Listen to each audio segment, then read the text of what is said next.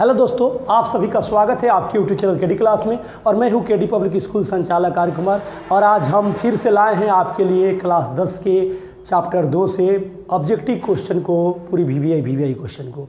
चलिए, आप वीडियो में बने रहें और मेरी वीडियो अच्छी लगी तो लाइक कमेंट सब्सक्राइब जरूर करेंगे और कमेंट में मुझे बताएंगे कि आपको ये वीडियो मेरी कैसी लगी। चलिए, आपके समक्ष पहला क्वेश्चन है कि नलिन बिलोचन शर्मा का जन्म कब हुआ था? 14 जनवरी 1915 को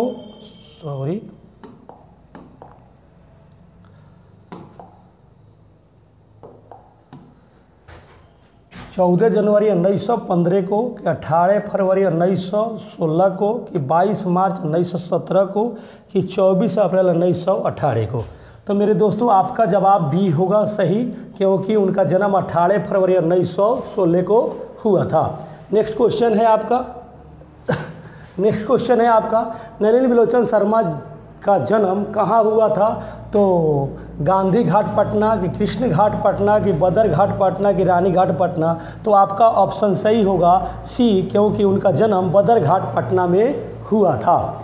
नेक्स्ट क्वेश्चन है आपके समक्ष कि 20 के दांत के लेखक कौन हैं? नलिन बिलोचन शर्मा जी हैं कि यतीन्द्र मिश्रा जी हैं कि अशोक वाजपेयी है कि मैक्स मुलर हैं? तो आपका जवाब ए सही होगा, क्योंकि नलिन बिलोचन शर्मा जी हैं। चलिए, नेक्स्ट क्वेश्चन है आपका। अगला क्वेश्चन है 20 के दांत समाज के किस वर्ग की मानसिकता उजागर करती है? तो आपका जवाब होगा कि मध्यम वर्ग की, किसके? मध्य वर्ग के समाज का उजागर करती है। अगला क्वेश्चन है आपका 20 के दांत कैसी कहानी है? सामाजिक कहानी है, ऐतिहासिक कहानी है, धार्मिक कहानी है, मनोवैज्ञानिक कहानी है? तो आपका जवाब होगा यह सामाजिक कहानी है और आपका ऑप्शन ए सही होगा। चलिए, अगला क्वेश्चन है 20 के दांत कहानी किस वर्ग के अनेक अंतर्विरोधों को उजागर करती है? तो यह मध्यम वर्ग के अंतर्विरोधों को उजागर करती है और आपका ऑप्शन होगा ए सही।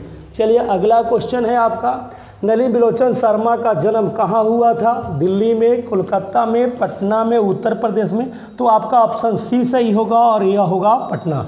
मेरे दोस्तों, अगर आपको यह वीडियो अच्छा लगे और आपके परीक्षा की दृष्टि से महत्वपूर्ण हम लोगों ने बनाया और आपको अगर महत्वपूर्ण लगे तो मेरी वीडियो को जरूर लाइक करेंगे, सब्सक्राइब करेंगे और अपने मित्रों में शेयर करें। चलिए, अगला क्वेश्चन आपका है कि नलिन बिलोचन शर्मा का जन्म कब हुआ था? 1918 में कि 1818 में कि 1819 में कि 1916 में?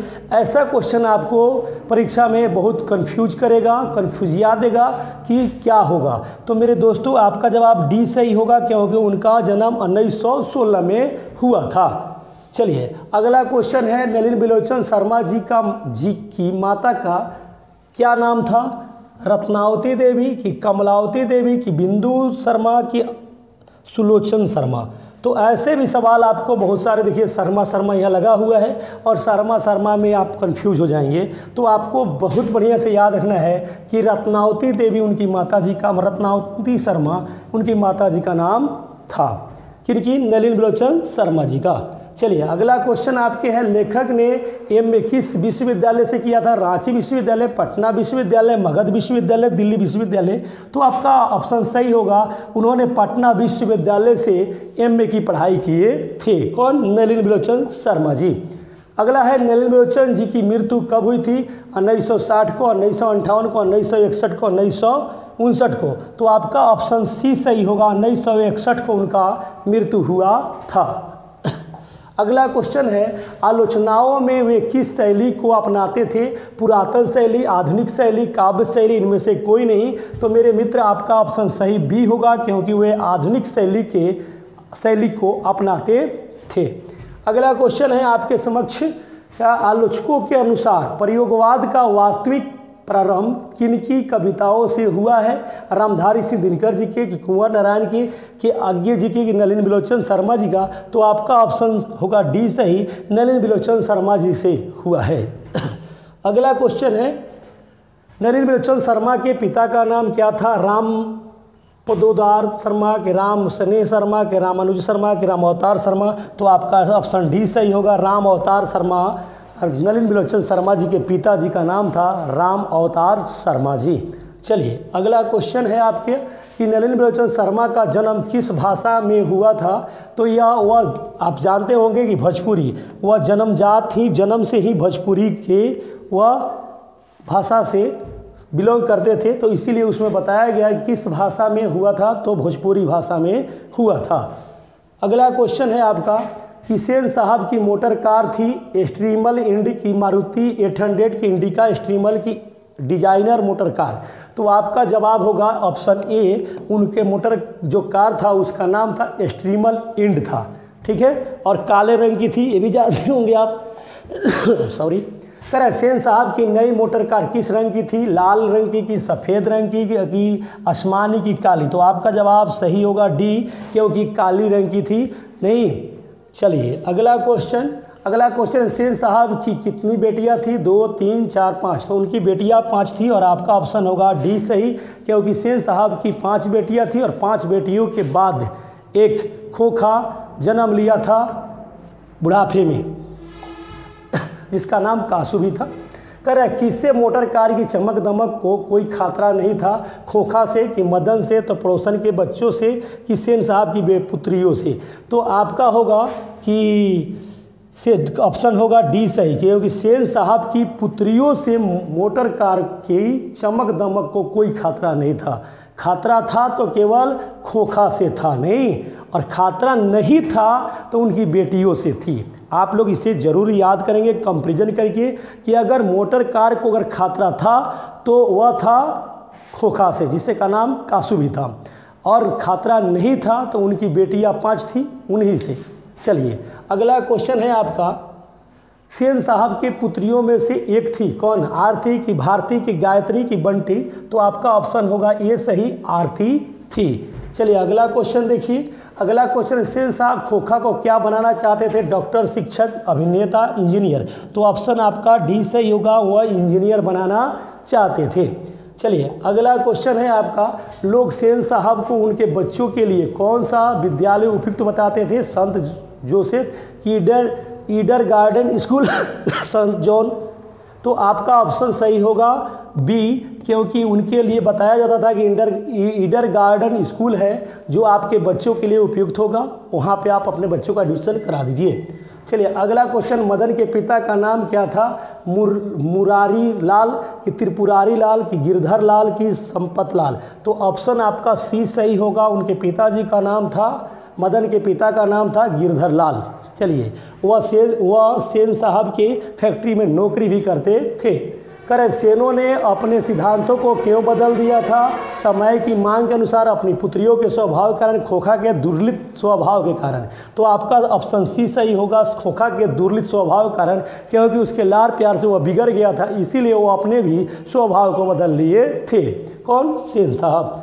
चलिए कर रहा है दुर्लित का शब्दार्थ है दुलारा कि सुशील की अवज्ञा की लाड़ प्यार से बिगड़ा हुआ। तो आपका ऑप्शन डी सही होगा कि लाड़ प्यार से बिगड़ा हुआ होगा दुर्लित का। चलिए अगला क्वेश्चन आप देखें। अगला क्वेश्चन है नलिनी बलोचन शर्मा की स्कूल की पढ़ाई कहाँ हुई थी, मिलर स्कूल में कि जीडी पाटलिपुत्र विद्यालय में कि पटना हाई स्कूल में। तो आपका ऑप्शन सी सही होगा, पटना हाई स्कूल में उनकी पढ़ाई हुई थी। चलिए अगला क्वेश्चन है मेरे दोस्त, मदन ने कासू के कितने दांत तोड़े थे। तो आपको पता होना चाहिए कि कासू मदन जो यहाँ लट्टू खेलता है वहाँ वह शरीक हो जाता है खेलने के लिए, और मदन खेलने नहीं देता है, वहीं पे झगड़ा होता है और उसको मारता है, 2 दांतें उसकी तोड़ देता है। तो कितने दांत तोड़ते हैं, तो आपका ऑप्शन सी सही होगा, 2 दांत तोड़ डाले हैं। नहीं, अगला क्वेश्चन है दोस्त, करें खोखा किसको कहते हैं, कासू को कि किसू को कि कासू को कि कंसू को। तो आपका जवाब सी सही होगा, क्योंकि कासू। देखिए इसमें बहुत अच्छी तरह हिंदी है, हिंदी में हर्षई दीर्घई हर्षुकार दीर्घकार सब कुछ देखा जाता है। तो ये देखते हुए आप पूरी अच्छी तरह से देखेंगे, आप जल्दीबाजी में कोई ऐसी गलती नहीं करेंगे जिससे आपका 1 नंबर कट जाए, पूरी ध्यान देंगे कासू को। चलिए कर है अगला क्वेश्चन है 20 के दांत कहानी की गई है संत परंपरा और साहित्य से कि 20 के दांत तथा अन्य कहानियाँ संग्रह से। तो आपका बी सही होगा। इसे 20 के दांत कहानी की गई है 20 के दांत तथा अन्य कहानियाँ संग्रह से ली गई है। अगला क्वेश्चन है दोस्त, कर सेन साहब का मित्र क्या थे? तो डॉक्टर थे, वकील थे, पत्रकार। तो मेरे दोस्त वह पत्रकार थे और आपका ऑप्शन होगा सी सही। अगला क्वेश्चन है गिरधर लाल कौन है? कासू के पिता है कि मदन के पिता हैं कि रजनी के पिता हैं कि सैफाली के पिता हैं? तो आपका जवाब होना चाहिए मेरे दोस्त कि वह मदन के पिता हैं गिरधर लाल। ठीक है। और अगला क्वेश्चन है सेन साहब के बेटे खोखा का क्या नाम था? कासू था कि मदन था कि रमेश था कि महेश था? तो सेन साहब के बेटे का नाम था कासू और आपको मालूम होना चाहिए मदन था कौन? गिरधर लाल के बेटे का नाम था मदन। चलिए अगला क्वेश्चन देखिए। अगला क्वेश्चन है मदन की उम्र क्या थी? 5-6 साल, 7-8 साल, 3-4 साल, 9-10 साल। तो आपका जवाब ये सही होगा क्योंकि वह 5-6 साल का था। कौन? मदन। अगला क्वेश्चन है मेरे दोस्त अगला क्वेश्चन है कासू मदन के साथ किस खेल में शरीक होना चाहता था? फुटबॉल के खेल में कि हॉकी के खेल में कि बैडमिंटन में कि लट्टू के खेल में? तो आपका डी ऑप्शन सही होगा क्योंकि वह लट्टू के खेल में शरीक होना चाहता था। कौन? कासू मदन के साथ। इसी के लिए तो झगड़ा हुआ था और मदन ने कासू के 2 दांत भी तोड़े थे। दृष्टिकोण किसकी रचना है? रामावतार शर्मा का कि नलिन विलोचन शर्मा जी का कि मोहन राकेश का कि प्रेमचंद जी का? तो आपका जवाब होगा नलिन विलोचन शर्मा जी का है दृष्टिकोण। चलिए मोहन राकेश आप जानते हैं जुठन का है, प्रेमचंद जी हैं वह पूस की रात का है। अगला क्वेश्चन है मेरे दोस्त लड़कियां क्या है? कठपुतलियां है। किसे इस बात पर गर्व है? भाई बहन को, चाचा चाची को, मामा मामी को कि माता पिता को? तो आपका ऑप्शन डी सही होगा। उन्हें माता पिता को इस बात पर गर्व है कि लड़कियां क्या है? कठपुतलियां है। चलिए जैसे कहेंगे वैसे करेगी। ये हमारे समाज की एक दुर्लित व्यवहार है। मोटर कार को किससे खतरा हो सकता है? कासू से कि मदन से कि खोखा से कि इंजीनियर से? तो आपको मालूम होना चाहिए कि मोटर कार को किससे खतरा हो सकता है। तो मोटर कार को इसमें बताया गया है किससे हो सकता है? कासू से कि खोखा से कि इंजीनियर से कि मदन से? तो वह सेन साहब बताते हैं कि मदन से खतरा हो सकता है, जबकि खतरा अगर मुख्य रूप से होगा तो कासू से और खोखा से दोनों। सॉरी आपका जवाब इसका हो जाएगा, इसका जवाब होगा थोड़ी सी। हाँ अब आ जाइए। कर हम मोटर कार को किससे खतरा हो सकता है? तो वह खतरा हो सकता है खोखा से। किससे हो सकता है? खोखा से हो सकता है। चलिए नेक्स्ट क्वेश्चन, खोखा जिसे आप कासू कहते हैं। कर सेन साहब ने किसे खूब फटकार लगाई थी? गिरधर लाल को कि खोखा को कि मदन को कि सैफाली को? तो आप जानते हैं कि मदन के चलते गिरधर लाल को उन्होंने क्या किए थे? बहुत फटकार लगाए थे। नेक्स्ट क्वेश्चन है कौवे की जमात में शामिल होने के लिए कौन लग गया था? कबूतर की, हंस की, बत्तख की, मछली? तो आपको जवाब होगा कि बी हंस लग गया था कौवे की जमात में शरीक होने के लिए। अगला क्वेश्चन है मदन अक्सर किसके हाथों से पिटाता था? माता के हाथ से कि सेन साहब के हाथ से, खोखा के हाथ से कि पिता के हाथ से? तो आपका ऑप्शन डी सही होगा क्योंकि वह हमेशा पिता के हाथों से पीटा जाता था। चलिए अगला क्वेश्चन है खोखा को ट्रेनिंग देने के लिए घर पर कौन आता था? लोहार की, पेंटर की, दर्जी की, बढ़ई? तो आपका जवाब डी सही होगा, बढ़ई आते थे। नहीं, किसे? खोखा को ट्रेनिंग देने के लिए।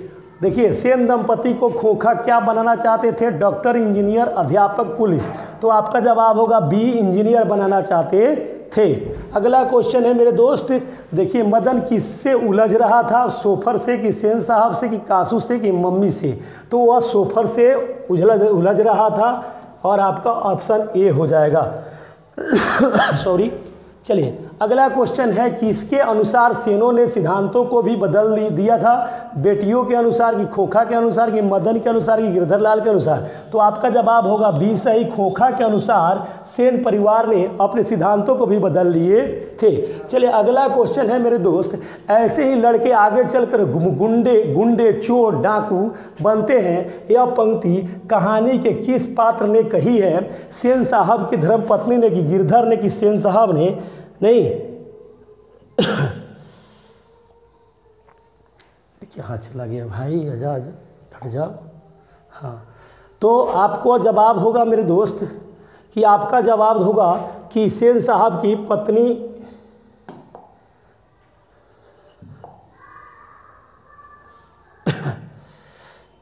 थोड़ी सी ऐसी हो गया। हाँ, सेन साहब की पत्नी ने कहती थी हरदम कि ऐसे ही लड़के आगे चलकर चोर और डाकू गुंडे बनते हैं। अगला क्वेश्चन है आपका, गिरधर लाल किसकी फैक्ट्री में किरानी था? मुखर्जी साहब की फैक्ट्री में, कि सी साहब की फैक्ट्री में, पत्रकार महोदय की, कि सेन साहब का? तो आपका ऑप्शन डी सही होगा। सेन साहब की फैक्ट्री में वह मुंशी का काम यानी किराने का काम करता था। चलिए अगला क्वेश्चन है, सेन साहब किसके व्यंग से ऐठ कर रह गए?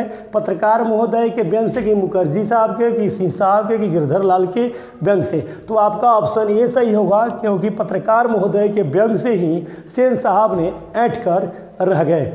चलिए मेरे दोस्तों, आपको यह वीडियो अच्छा लगा हो तो आप लाइक कमेंट सब्सक्राइब जरूर करेंगे। तब तक के लिए धन्यवाद। मिलेंगे हम नेक्स्ट वीडियो में नेक्स्ट डे।